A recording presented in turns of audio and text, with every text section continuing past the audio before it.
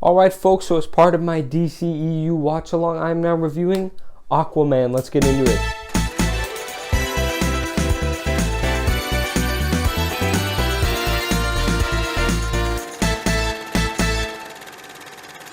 So first thing I just wanted to mention about this film is that the action is very clearly stand out in the DCEU. It's very dynamic, very clever. With you have the one-take scene at the beginning, a lot of one-take scenes actually in the film, or especially, honestly, the rotating camera around the frame. And that stuff is just excellent. It boggles my mind as to why I haven't seen more of this kind of action. It was very impressive, and I enjoyed watching it very much. It made it really cool. And then, also just the Rome scene in general, where they're hopping on buildings and stuff is flying everywhere. The action is the best in the DCU so far, and it's not even close. And some of the best that I have ever seen in a film. Along those lines, director James Wan, also, it really feels like he's trying to bring a sense of style to this film. You sort of saw it with Patty Jenkins and Wonder Woman, and Zack Snyder's style is very easy to tell. But Justice League, you don't really see it. I guess that's sort of the only example in the DCU so far. And maybe Suicide Squad. Anyway, I'm getting carried away. This film definitely has its own sense of style. You can tell while watching it.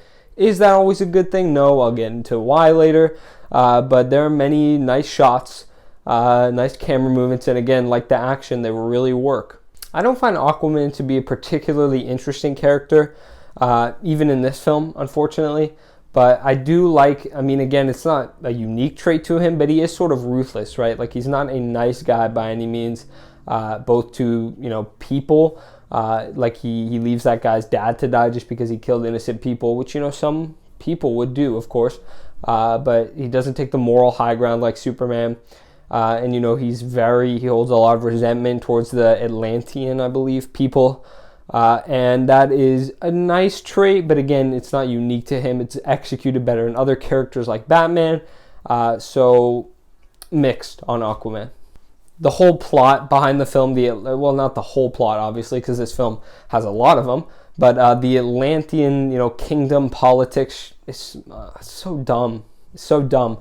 And, I'm not really sure where the root of the problem even is, but it's sort of the same stuff that you get in films like Attack of the Clones, or the George Lucas prequels in general, where the politics are just so dumb. No one cares. Like, especially here, in retrospect, the prequels at least had, the manipulation from Chancellor Palpatine or whatever. I'm getting carried away again. The Kingdom Atlantean politics is so dumb. Who's king, who's not, blah, blah, blah, blah. If I wanted to watch Game of Thrones, I'll watch Game of Thrones. And then I'm not quite sure if this is fair to me to say, but the film does try to make numerous moments, sort of epic and really get you feeling it with the score. And it just bothered me, again, a nitpick, but because these moments are not at all spectacular. Like Aquaman's talking to a fish in an aquarium and his classmates are all, whoa, that's incredible. Dumb moment. And then you also have You have him learning to use his powers in the water. 2 moments of him, as a kid, flashbacks. They're also just a huge score, boosted score, and just him, a montage almost, not a montage, but sort of quick cut, blah blah blah. No one can, again, nitpick, but I don't really find that they deserve that sort of powerful feeling that they're trying to convey to the audience. But this is where my probably main complaint lies, in the fact that the film is not only very long, but it feels very, very long. I got into the first hour and I thought I was near the end. And I was mistaken, because I had not even finished half the film. So this film is far, far, far too long, or at least it feels far, far, far too long.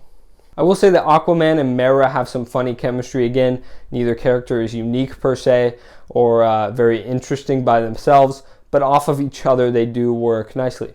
I mentioned the Rome fight earlier and how cool I thought it was.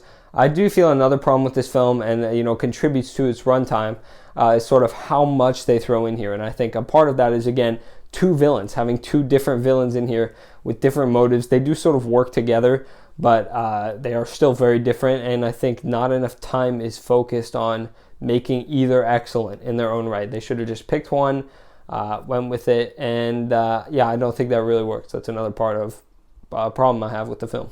And then, you know, this film is very stupid, and I say that in a partially endearing way, because you have a character who talks to fish and controls the water, which he's no Batman, he's no Superman, he's no Wonder Woman. He is an inherently pretty stupid character when you think about it. And they don't really try to give him that real element that, you know, maybe Nolan's Batman has, right? Like, take the original Batman, 1960s Batman, Adam West.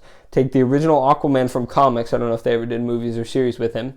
These are both very stupid characters. Batman's been adapted into this dark guy, and I don't think that would really work with Aquaman, just because inherently his character is a lot more silly. It's a silly character. But again, it does become ridiculously silly at times, where you have like the main villain unironically asked to be called Ocean Master. He's turning people into crabs, and you know, some dialogue in here is just ridiculous. And I think there's just many moments. I mean, if you've seen the film, you probably know.